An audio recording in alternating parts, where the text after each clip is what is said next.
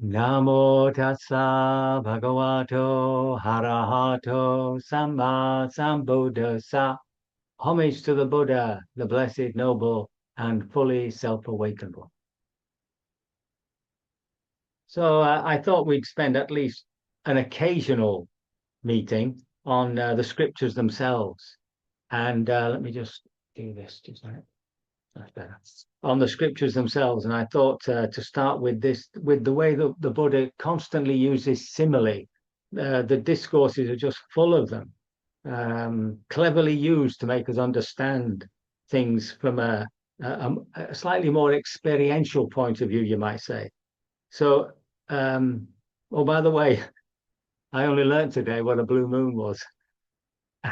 I knew the phrase once in a blue moon, meaning it's virtually impossible, but I didn't realize it actually meant when you get a second moon in a solar month. And it seems to have arisen from a white American folklore. Anyway, so that aside, um, those of you who've read this master work by Ian McGilchrist, The Master and the Emissary, about left brain and right brain, will know that the left brain is associated with logical, analytical, linear, verbal, factual, and sequential thinking, and that the right brain is linked with creative, intuitive, artistic, non-verbal, emotional, and imaginative abilities. Now, actually, according to McGilchrist, these two sides work very well together. The one needs the other. But really, the right brain should be in charge. That's what he's saying. And in our culture, it's all right brain stuff, very linear, etc., etc. So the Buddha intuited that. I'm sure he didn't know the psychology in the same way that Ian McGilchrist knew, but he definitely intuited that people understand by way of simile, imagery, metaphor, what might be difficult to understand as just a straightforward logical explanation. So we call these similes upaya, skillful means. So I've just chosen some, and most of them I think you will know. They're very famous. So first of all, how much patience, forbearance should we have? So this is talking about right speech. So there are 5 aspects of speech by which others may address you: timely or untimely, true or false, affectionate or harsh, beneficial or unbeneficial, with a mind of goodwill or with a mind of hate. In any event, you should train yourselves. Our minds will not be affected by, and we will say no evil words. We will remain sympathetic to that person's welfare, with a mind of goodwill and with no inner hate. We will keep pervading them with an awareness imbued with goodwill, and beginning with them, we will keep pervading the all-encompassing world with an awareness imbued with goodwill equal to a catskin bag, abundant, expansive, immeasurable, free from hostility, free from ill will. That's how you should train yourself. A catskin bag, I presume, I presume it's made from catskins. But so he's saying that we should develop this affectionate awareness no matter what, even when somebody's very rude, very harsh, saying silly things to us, etc. But now he reinforces it. How patient should we be? How forbearing should we be? So this is a very famous simile. Yeah? Monks, even if bandits were to carve you up savagely, limb by limb with a two-handled saw, he among you who let his heart get angered, even at that, would not be doing my bidding, would not be following my teachings. Monks, if you attend constantly to this admonition on the simile of the saw, do you see any aspects of speech, slight or gross, that you could not endure? No, Lord. Then attend constantly to this admonition on the simile of the saw. That will be for your long-term welfare and happiness. This is what the Blessed One said, and gratified the monks delighted in the Blessed One's words. So there we have it. I once read this out in a talk, and somebody said, "Well, the Buddha had a great sense of humor," but I think he's actually telling us that there's no end to patience. And that's it, and that anger has no place anywhere. So then there's the famous one about, the end of training and what's the training for? And here we have the simile of the rat. And so he puts this training in perspective to the goal, which is, of course, liberation. Supposing there was a person traveling along the road, they'd see a large deluge whose near shore was dubious and perilous, while the far shore was a sanctuary free of peril. But there was no ferry boat or bridge for crossing over. They'd think, why don't I gather grass, sticks, branches, and leaves and make a raft? Riding on the raft and paddling with my hands and feet, I will safely reach the far shore. And so they would do exactly that. And when they'd crossed over to the far shore, they'd think, this raft has been very helpful to me. Riding on the raft and paddling with my hands and feet, I have safely crossed over to the other shore. Why don't I hoist it on my head or pick it up on my shoulder and go wherever I want? What do you think, mendicants? Would that person be doing what should be done with that raft? No, sir. And what mendicants should that person do with the raft? When they've crossed over, they should think, this raft has been very helpful to me. Why don't I beach it on the dry land or set it adrift in the water and go wherever I want? That's what a person should do with the raft. In the same way, I have taught how the teaching is similar to a raft. It's for crossing over, not for holding on to. By understanding the simile of the raft, you will even give up the teachings, let alone what is against the teachings. So I think we have to be slightly careful here. What he's saying is that once we are completely liberated, we don't actually need to remind ourselves about the training because it's become imbued in ourselves. In another discourse, he's asked, does he actually think about what he's going to say when he's teaching the Dharma, or does it come to him spontaneously? And his reply is again another simile. He says, well, what about a very highly skilled chariot maker? Do they think about what they're doing, or do they just make the chariot because they just got that know-how, that physical know-how? And he says, well, it's like that with me. Whenever I talk about the Dharma, it comes out spontaneously.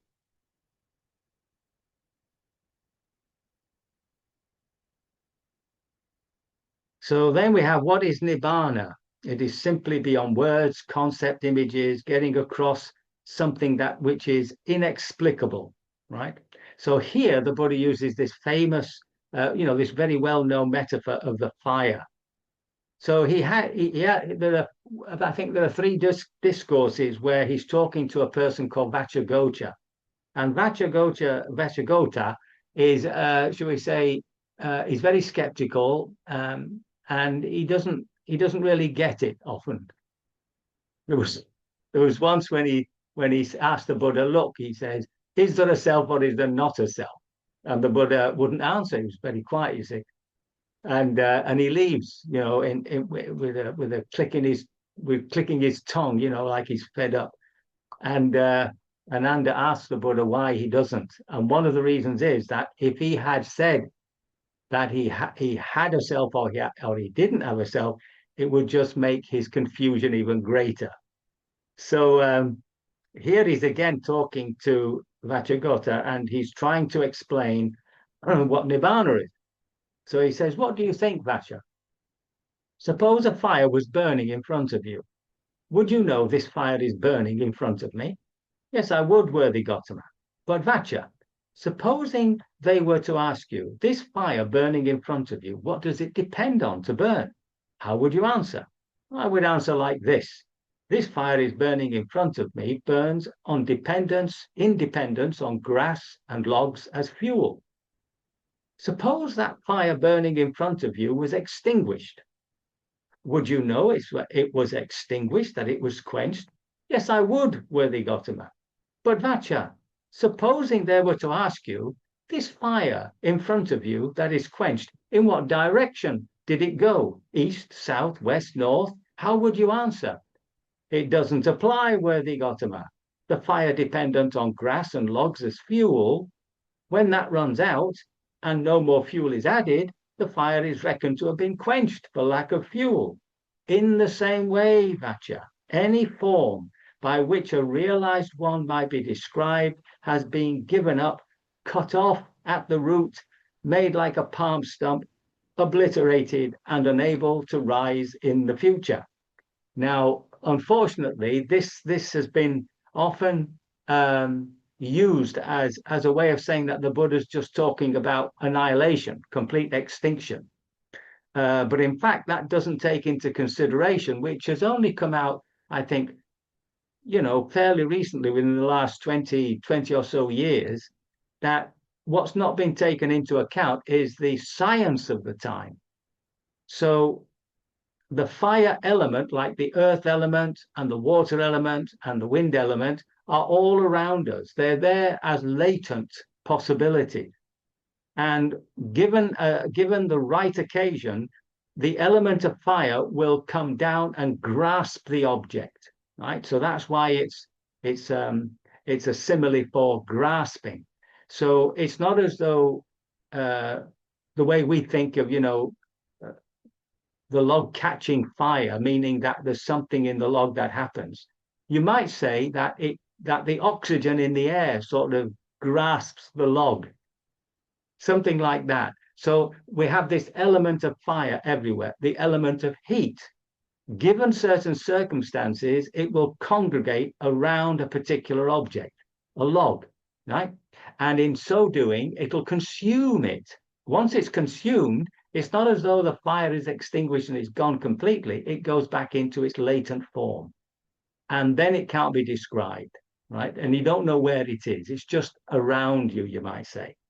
And this is the way that the Buddha tries to explain that Nibbana is simply beyond any conceiving, any imagination, anything like that. It's just beyond it.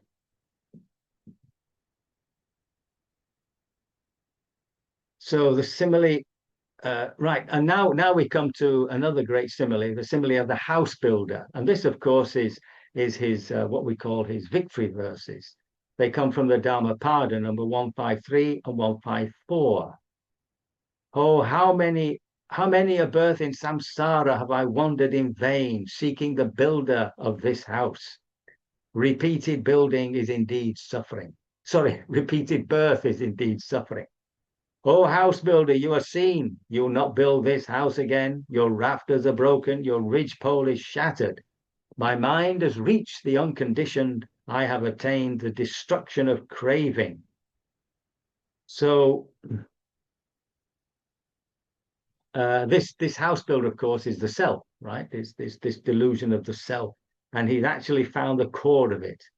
Now, then there's another discourse where he uses the same thing, and this comes from a whole group of discourses known as the Opama Sutta, or the Sutta on Similes. And it's just devoted to discourses that are given with similes. And it's in the Sanyutta Nikaya, the connected discourses. So this one, number one, it reads like this. So have I heard, at one time the Buddha was staying at Savatthi in Jeta's Grove, an Anathapindika's monastery. There the Buddha said, mendicants, the rafters of a bungalow all lean to the peak and meet at the peak. And when the peak is demolished, they're all demolished too. In the same way, all unskillful qualities are rooted in ignorance and meet in ignorance. And when ignorance is demolished, they're all demolished too. So you should train yourself like this. We will stay diligent. That's how you should train yourself. So here again, we have a very, shall we say, obvious little simile about the houses they built. They were all most of them were just single stories, of course. There was a presumption that you'd be very rich if you had a 2-story house. So they were all bungalows. And the ridgepole is the one right at the top of the roof. And if the roof collapses, that's real bad news for the house because, especially the rainy season, you're going to be washed out. So here again, he used this peak, this ridgepole to point to this essential delusion of ignorance, which is the self. And when that goes, everything that has been created by the self is also demolished. And you can't do anything which is unwholesome again, because the root cause of unwholesome is this delusion of being a self. What do we mean again? Reminding ourselves, what do we mean by being a self? We mean that we think, we believe ourselves, we experience ourselves to be this human being as such. And this human being is seeking happiness, but it does so through the sensual pleasures that the body offers and the mind offers, the heart offers. And that's the problem. So when the self goes, all the unwholesome stuff that's dependent on that also disappears. But you still keep living. The Buddha said the only thing that goes is this essential delusion, greed, acquisitiveness, and aversion. Aversion meaning both aversion and fear. And as a final one, the preciousness of human birth. So this again is number 2 within this collection of similes. Then the Buddha, picking up a little dirt in his fingernail, addressed the mendicants. What do you think, mendicants? Which is more, this little bit of dirt on my fingernail or this great earth? Sir, the great earth is far more, and a little bit of dirt on your fingernail is tiny compared to the great earth. It doesn't count. There's no comparison. It's not worth a fraction. In the same way, the sentient beings reborn as humans are few, while those not reborn as humans are many. So you should train yourself thus. We will remain diligent. That's how you should train yourself. And this is supported by another very famous one about the turtle, the blind turtle. Yeah. And this comes from also the connected sayings. Monk, suppose of this great earth were totally covered with water, and a man were to toss a yoke with a single hole there. A wind from the east would push it to the west, a wind from the west push it to the east. A wind from the north push it to the south, a wind from the south push it to the north. And suppose a blind turtle were there. It would come to the surface once every 100 years. What do you think? Would that blind turtle coming to the surface once every 100 years stick his neck into the yoke with a single hole? Oh, it would be sheer coincidence, Lord, that the blind sea turtle coming to the surface once every 100 years would stick his neck into the yoke with a single hole. It's likewise a sheer coincidence that one obtains the human state. It's likewise sheer coincidence that a Tathagata, worthy and rightly self-awakened, arises in the world. It is likewise sheer coincidence that the Dhamma and the Vinaya expounded by the Tathagata appears in the world. Now this human state has been attained. A Tathagata worthy and rightly self-awakened has arisen in the world. A Dhamma and a Vinaya expounded by the Tathagata appears in the world. Therefore, your duty is to contemplate this is suffering. This is the origin of suffering. This is the cessation of suffering. Your duty is to contemplate this is the path of practice leading to the cessation of suffering. So here we have this idea of coincidence. And we can begin to understand that when we realize that every moment is this meeting of all of our past causes with present conditions.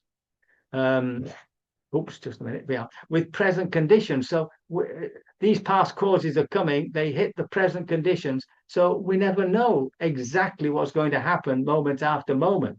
I mean, when we live like this in a country which is fairly peaceful, we can normally predict that you're going to wake up tomorrow, but not if you're in Ukraine or if you're in Lebanon or even Gaza. And so that there's a sense of unknowability, of sheer coincidence, and this is how he gets across to us the sheer fortunate birth, being born as a human being. And why is it that as human beings, this is the best place to be to become liberated? Because there is this joy and woe, and there is this awakenedness, this intuitive awareness developed enough to investigate. And it's that process of investigation into the three characteristics of existence, which is the process of liberation. There we are. So I can only hope my words have been of some assistance, and that by, in the words of the Buddha, through our diligence, we will become fully liberated sooner rather than later.